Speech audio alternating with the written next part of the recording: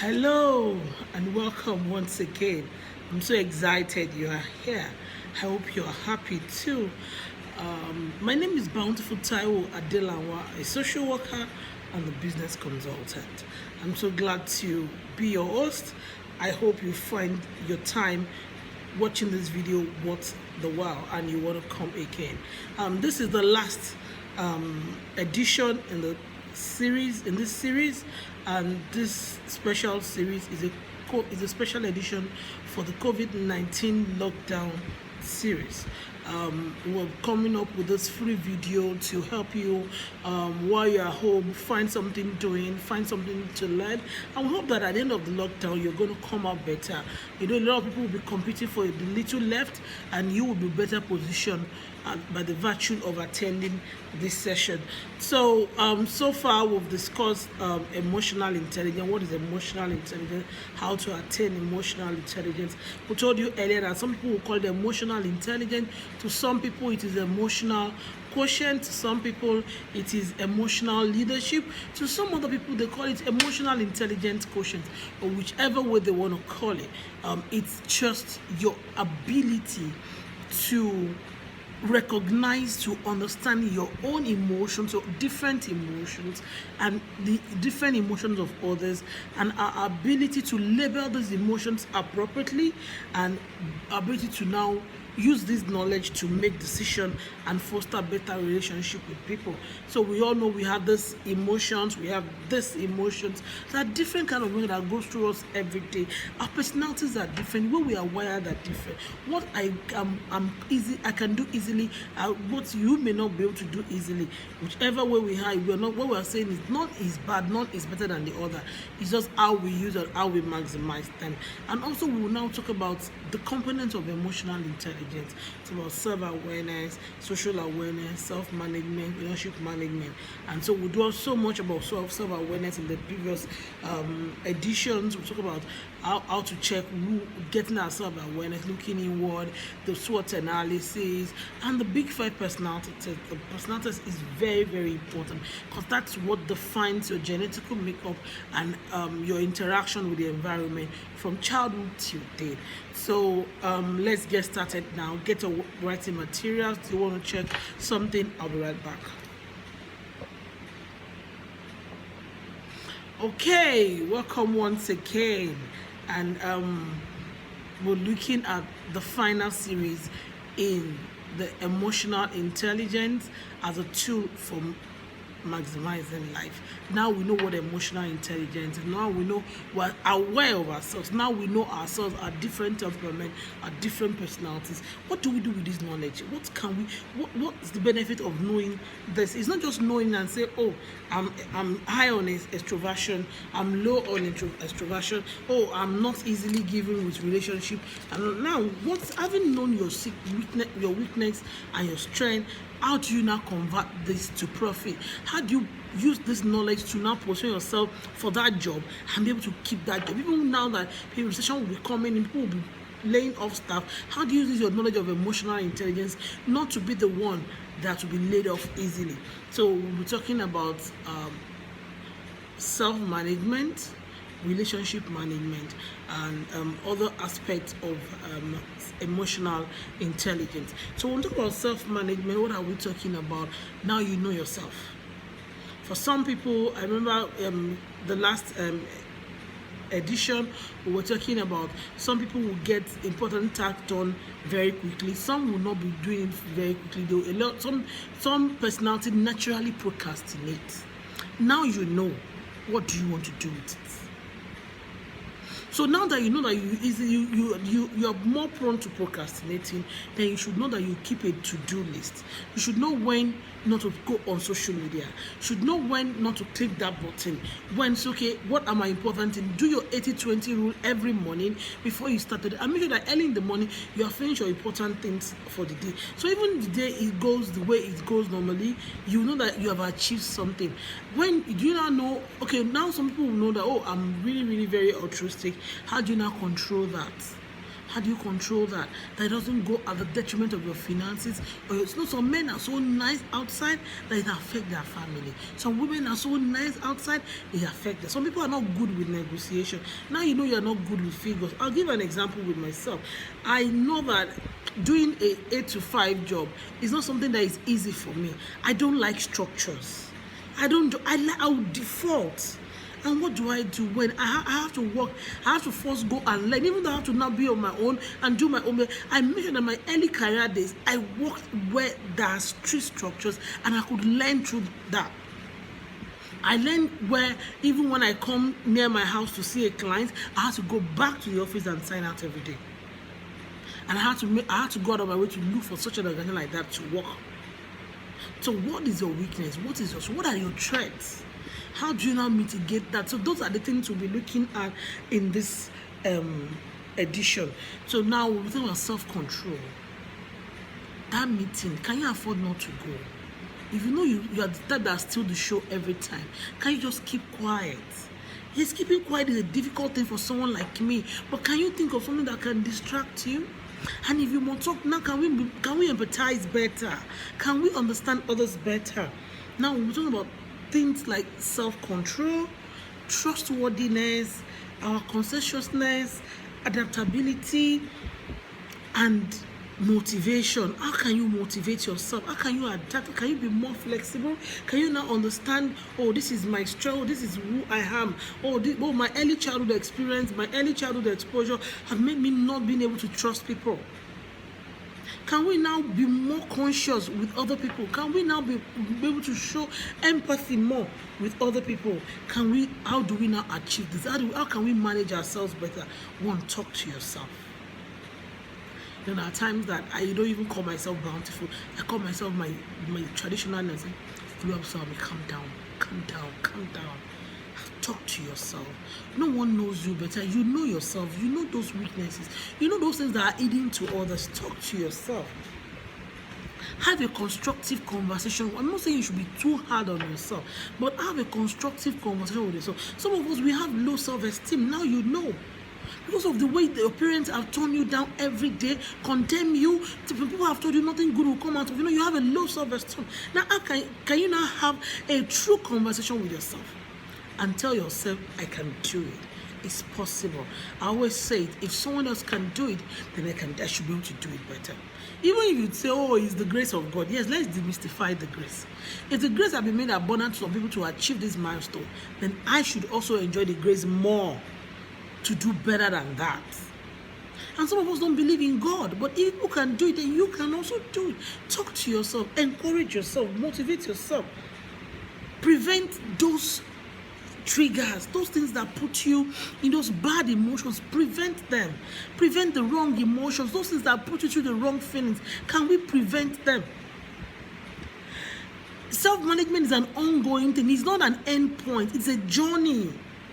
Today you may be able to manage yourself. Tomorrow you might break down. So tomorrow another part of you might come out that you don't even know it exists. Can we now make sure that every day we're working towards managing ourselves? That issue in the office, can you just remind yourself, yes, the issue is bad. It's a sad one. You need to react. But can you just tell yourself, oh, this is an office. I cannot fight. Even if you have to fight in the office, you have to make it official. You have to make it formal. Write that report. Write that letter. Rather than going to shout. Oh, this issue is getting me angry. You know you are quick to anger. Can you just walk away? Can you learn to talk slowly? Can you stop being boastful? You know, some of us, our self-image is so high. Oh, that the ideal self, it's not real. There's no congruence. Can you stop being unfaithful to yourself?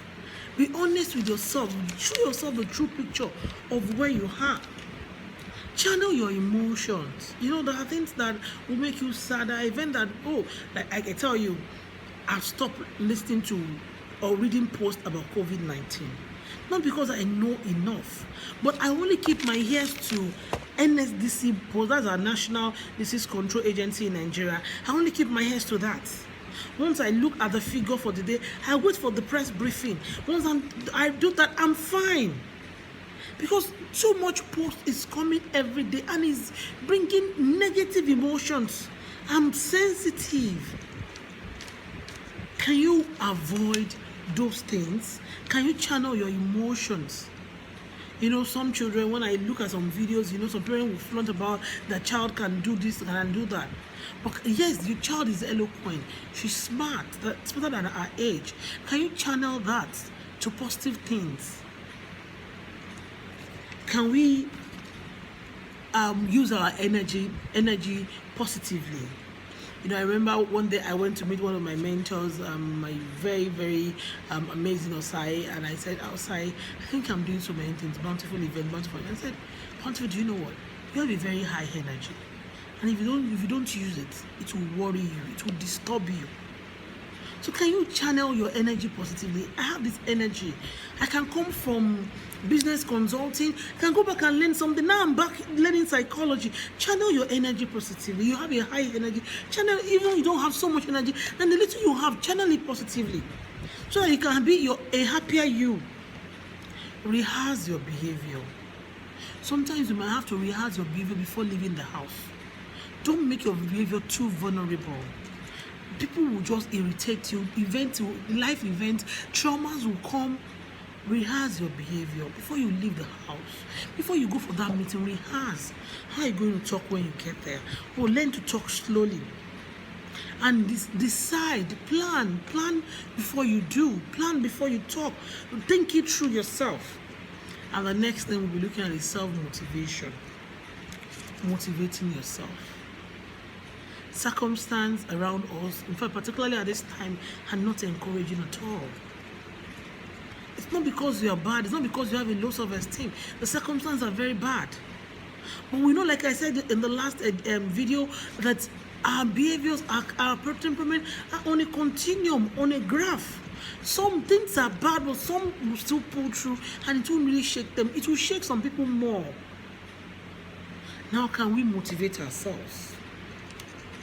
Can we, self-motivation helps you to achieve beyond your expectation. Sometimes you will do something and you look like, did I do it?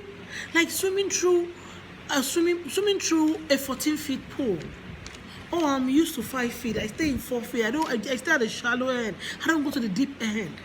Can you just when you now motivate yourself, and you just so that once you dive in, your head is coming at the 14-feet end, and you're like, wow, so I can do this. Self-motivation helps you to achieve more than your expectation. Are people giving up on you? Circumstance not encouraging? Are people even put a cap on you that you can't go beyond the level? Motivate yourself. Encourage yourself. No one will do it better than you yourself telling yourself the truth, encouraging yourself. Be proactive. Don't be at the in project management. Don't be at the reactive end all the time. Be at the proactive end. Think ahead. Calculate the risk and position yourself to mitigate the risk. Negative event will come. Can you prepare for it? And can you position yourself to be an advantage when it comes? What are your mitigating factors? Like people are saying, coping strategies for the lockdown. We are all locked down at home. The economy, the global, Las Vegas is locked down. What are your coping strategies? What can work for you? You will succeed at difficult tasks. People who can motivate themselves, they succeed at difficult tasks. They pull through challenges better. When on the job, they are given targets that are even high. When the people who can motivate, when you motivate yourself, you will achieve things that you can't even imagine yourself. And you know what feeling it comes with achieving those heights that we thought we could not achieve. The people who motivate themselves are not likely to walk away. They don't chicken out. They're not likely to chicken out. Yes, there are points you have to tell yourself, oh, I cannot. This is not possible. But before you get to that point, have you exhausted all options? Self-motivation, self-management.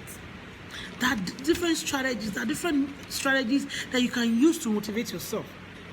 Like using affirmations. Some beliefs will call it confessions. Can you talk to yourself in the morning? Can you look at yourself in the mirror and tell yourself, you're a genius?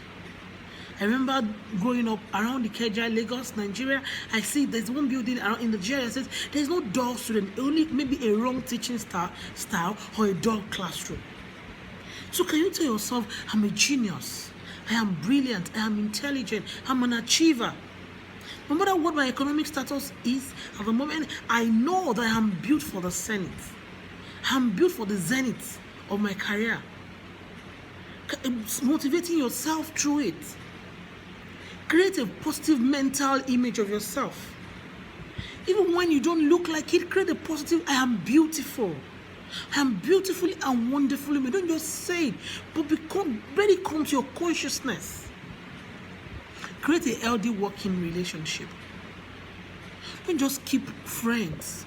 Keep healthy relationships. Define your relationships. Even with same sex. Why am I choosing her as my friend? Define your relationships and empathize with people. The more you empathize, the happier you are, and the more you contribute to the world being a better place. That's the third point. In emotional intelligence, we'll talk about self-awareness. Now we'll talk about self-motivation, self-management, and now empathize more. After this lockdown period, a lot of people will come with so many things. Can you empathize? Can you try to understand them? I'm just one of those at home. People are calling you. People you think they are okay. They are saying, oh, please, there's nothing in the house. In senior clans, in Western world, they just call. There's a place to pick the food. We don't have it in Africa. We don't have it in Nigeria. So they will put a call through you. Can you empathize with them? Don't look down on people. Can you just think and put yourself in their shoes? Now people say, how do I empathize? This is me. I'm my kind of person. I'm not easy with empathy. Just put yourself in people's shoes. Play that game. You want to tell you something? Oh, why? Before you condemn, put yourself in their shoes. Imagine you're the one. You know, there's this saying that says everybody could be good or bad depending on the situation that we find ourselves. Some people will say, oh, mother-in-laws are terrible. Can you empathize with the mother-in-law? Do you know what it means? Someone has reared a son for 30 years and you came all of a sudden and took the totality of his life, his emotions. He's thinking just about you. And you know, sons, when they are going, they like to cuddle with their mommy more. They like to come to mommy. Like someone call them gombody. They gombody, they come to their mommy. Now they don't even want to see mommy. They don't even care about mommy anymore. How do you think that mommy will now be able to love you? Can you put yourself in the shoes of your mother-in-law? And as mother-in-law, can you put yourself in the shoes of your daughter-in-law? She has found somebody her heart is after. The love is still hot. They are driven by emotions. Can you understand them? Can you know why they don't want you in their house? Not because you are a witch, but because they want their privacy. Can we put ourselves in people's shoes? Empathy. When we increase our ability to empathize with people, you enjoy your customers' loyalty more. Now you understand why the customer cannot pay. Can you give them a payment plan? Your staff, they will love you more. They'll be more committed to your work. Your staff turnover will be low. They won't work out on you. They know, oh, my boss cannot pay so much, but he understands me. Can you empathize? You come from your house in your car with your driver. There's a cook. There's somebody waiting on you. Your staff will have to do all this by his or herself. Then go through public transport. Can you understand with them? Can you empathize with people? Can we leverage on diversity? We're all different. We're wired differently. Empathy. Don't forget, understanding, showing understanding is not the same as agreement. I may understand, I may not agree with you. Yes, I may understand you. I understand where you're coming from. I understand why you're behaving the way you're behaving. Does not mean I agree or I endorse your behavior. Understanding is not the same as an agreement. Empathy is critical in customer service. You cannot do, you cannot excel. You cannot show stellar performances in customer service without empathy. To build empathy, look good. Look for good in all situations. Remove, as much as you can, remove prejudice. Don't assume people's motive. You know, a couple of times I've been in a relationship and people will say, oh, this is why you did what you did. But that's not the reason why I did it. Don't assume, don't presume, don't assume people's motive. You don't know why. You're not in their mind. You're not God. This is one major cause of conflict in relationships, even among teams. He doesn't like me, that's why he's behaving. No, it may just be an accident.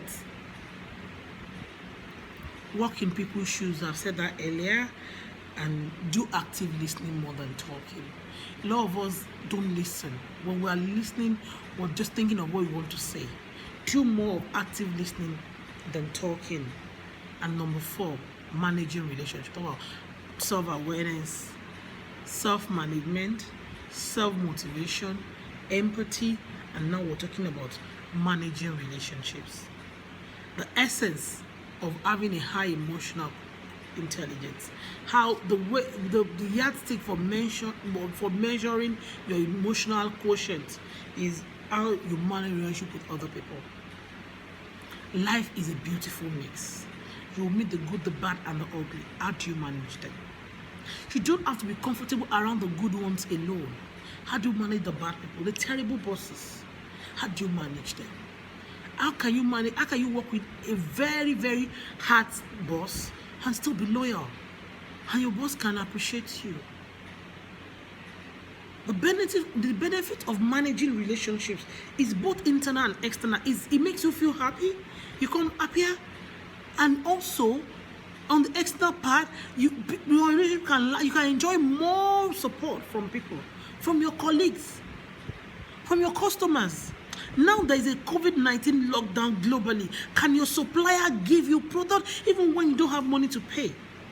Some people, a lot of small businesses will run into crisis because the supplier will prefer to supply their competitors than them. How do you manage relationships? A lot of men will be breaking up relationships now because of their financial stress. How do you manage relationships? A lot of employers will have to lay off some staff because of economic reality. How do you manage the relationship with your boss? And you're not the one they will think of when they have to lay off. No matter who you are, the essence of knowing who you are is using it as a tool to manage your relationship with people. People who can manage relationship better, you easily find common grounds. Remember agreeableness in our in the other edition, the first 2 editions. Agreeableness. How easily can you find common ground? There is no absolutely bad situation. Can we do a win-win approach? Managing relationships. Effective team cohesion. A lot of team, there's no how fantastic you are. Your team will always go through the team dynamics, the storming phase, the numbing phase, the point where everybody's just coming and we're all new, a point where we're not new anymore and then we don't know ourselves and we start fighting. The storming phase, it will come, and your relationship management skills will pull you through this. People who are high on relationship management skills also achieve change easily. They achieve their results, they achieve their goals, they achieve changes. When you have to introduce a change in their organization, it's easy for them. Some people can share news better than others. And components of relationship management, influence. How well can you influence people? Can you win over them? Can they come to your side without feeling bitter? Communication. I told you, listen more than you talk. How well can you communicate? Communication is beyond saying. How about things you're saying with your body language and not saying with your mouth? People read affects. Conflict management. How do you manage conflict? Conflict will always happen, but how do you manage? Can you let go? Leadership. How can you influence people to achieve a common goal? Being a change catalyst. Can you be a change catalyst? Can you be the motivator among your colleagues? Can your boss count on you? Can the boardroom call for you because they know you are the one that can achieve their goal among other staff?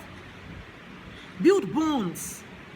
When you do this, you maximize your life, you maximize your capacity. In the day of trouble, you will have more colleagues to support you. Can you keep confidences? Can people talk to you and it remains with you? People come to you and they confide in you, and you feel it's a good news to share somewhere else. Keeping confidence is listen more. Listen more. Conflict management is important. Conflict will always come in life because our personalities are different. We're not same thing. We're all not same person. Our temperaments are different. Some are high on openness, you are not. Some are open, some are not. Some will express, some will not express.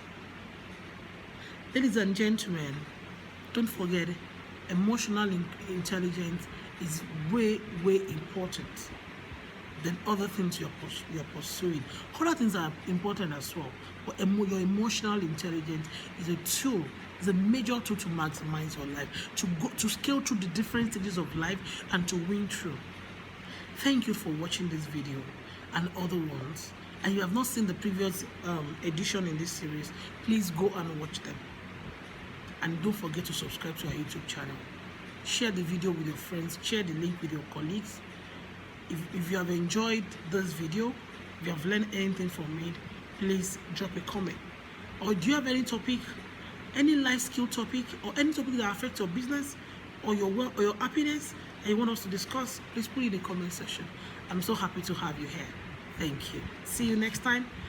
I'm Bountiful.